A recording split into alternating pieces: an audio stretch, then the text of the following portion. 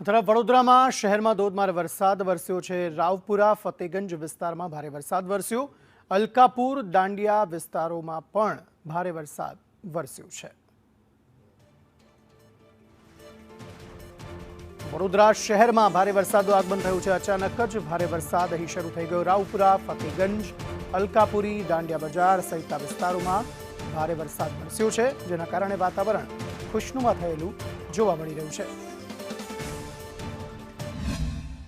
વડોદરા શહેરમાં ફરી એકવાર ધોધમાર વરસાદ શરૂ થયો છે।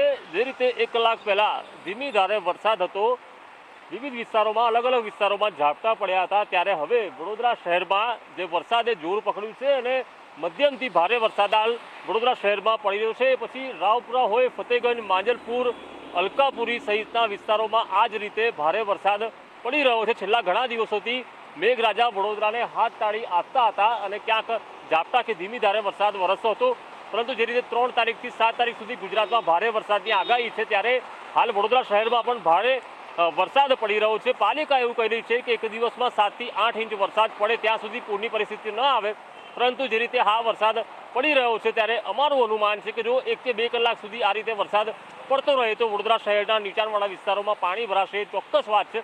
જોકે વહેલી સવારથી જે બફારાનું સામ્રાજ્ય હતું તેનો હાલ અહીંયા અંત આવ્યો છે, પરંતુ આ ભારે વરસાદને કારણે જે રાહદારીઓ છે તેઓને હાલ હાલાકી ભોગવવાનો વારો આવ્યો છે અને ભીંજાવાનો વારો આવ્યો છે, કારણ કે જે વરસાદ ખાબક્યો અચાનક, ત્યારે તેઓને પણ ખબર નથી કે રોજ હાથતાળી આપતો વરસાદ આજે ભારે સ્વરૂપ ધારણ કરશે અને વડોદરાને ભીંજાવશે।